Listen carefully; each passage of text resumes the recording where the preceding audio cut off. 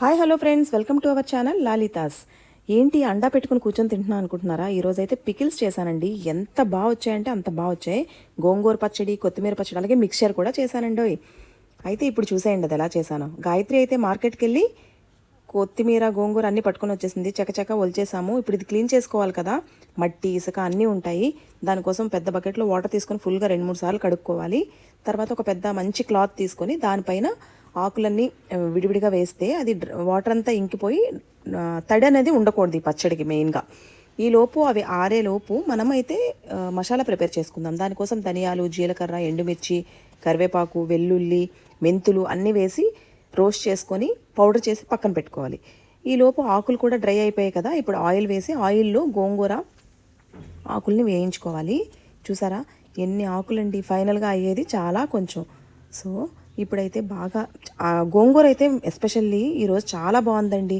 ఎంత బాగా మెల్ట్ అయిపోయి ఇలా ఆకులైతే బాగా వేగిన తర్వాత ఇందాక ఆల్రెడీ మసాలా పౌడర్ చేసి పెట్టుకున్నాం కదా, అది కూడా వేసి ఇందులో మిక్స్ చేసుకోవాలి.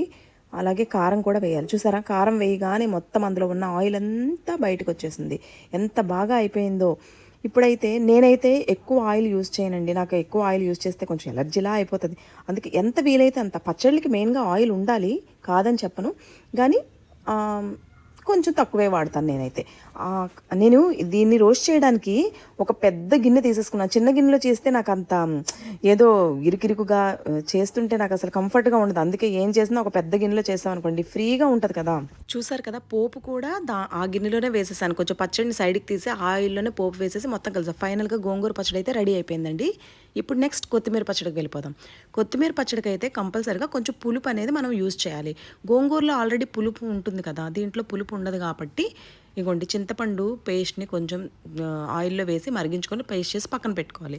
ఇందాక మనం గోంగూర ఎలా అయితే ఆయిల్లో వేయించుకున్నామో అదేవిధంగా కొత్తిమీరను కూడా వేయించుకోవాలి. కొంచెం సాల్ట్ కూడా వేయాలి. వేసాక బాగా మగ్గిపోయి అందులో వాటర్ అంతా వచ్చేసి చూడండి, దీనిలో కూడా బాగా మగ్గిపోయి ఫైనల్గా ఆయిల్ కూడా బయటకు వస్తుంది. చూసారు ఎంత బాగా వేగిపోయిందో.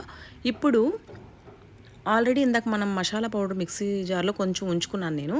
దాంట్లోనే ఈ వేయించిన గోంగూర, అదేవిధంగా కారము, చింతపండు పులుపు మొత్తం వేసి ఇదిగోండి మిక్సీ పట్టేసి ఇలా ఉంచేసాము.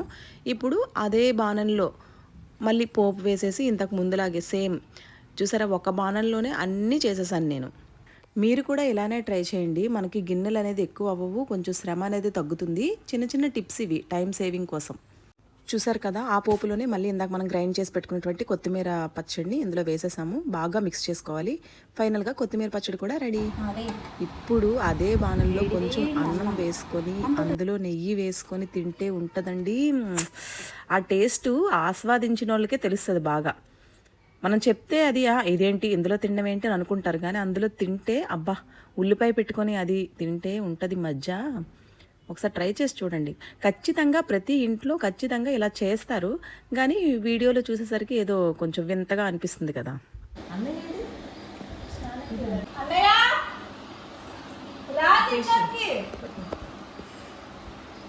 ఇప్పుడు కొత్తిమీర పచ్చడి తిన్నాం కదా, ఇప్పుడు గోంగూర పచ్చడి. గోంగూర పచ్చడి నెయ్యి ఉంటుంది.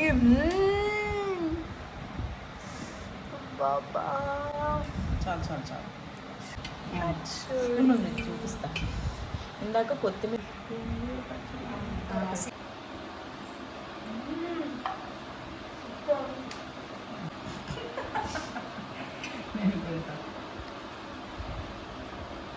సూపర్ ఉంది.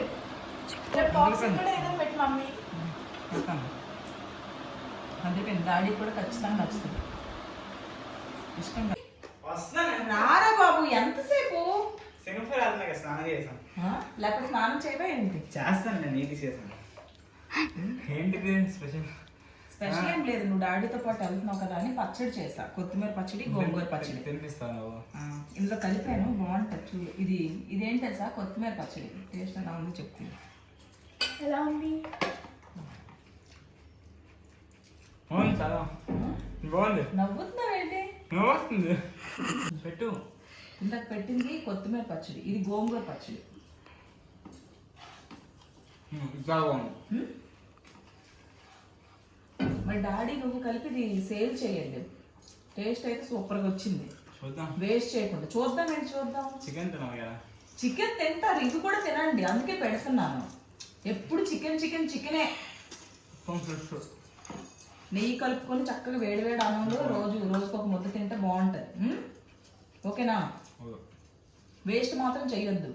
చూసారు కదా ఫ్రెండ్స్, అలాగే పచ్చడితో పాటు మిక్చర్ కూడా చేస్తాను, అది కూడా చాలా టేస్టీగా వచ్చింది. ఇప్పుడు పికిల్స్ అయితే ప్యాకింగ్ చేస్తున్నాను. మీరు కూడా మీకు ఒకవేళ కనుక నచ్చితే, నేను చేసే స్టైల్ నచ్చితే మీరు కూడా ఇలాగే ట్రై చేయండి. ఎక్కువ ఆయిల్ లేకుండా మనం ఈ పచ్చడిని ఎన్ని రోజులండి, ఒక 2 వీక్స్లో కంప్లీట్ చేసేస్తాం కాబట్టి ఆయిల్ వేయాల్సిన అవసరం లేదు అంత ఎక్కువగా. సో మీరు కూడా ఎంత వీలైతే అంత ఆయిల్ తగ్గించుకుంటే మాత్రం చాలా బెనిఫిట్స్ ఉంటాయండి మనకి. Thank you for watching friends. Please like, share and subscribe my channel. ఇదిగో ప్రసాదం. ఏం ప్రసాదం? చేసాం కదా ఇప్పుడు, లాస్ట్కి కొంచెమే మిగిలింది, అందుకే అది ప్రసాదం. తించుడు ఎలా ఉందో చెప్పు. ఇంకా నమిలి మింగకుంటే బాగుంది. తిని టేస్ట్ ఆస్వాదించి అప్పుడు చెప్పు కరెక్ట్గా. నోట్లో వేయగానే టేస్ట్ సూపర్ ఉంది. ఓకేలే, అయితే బాగా వచ్చింది. లాస్ట్ ఇదే మిగిలింది.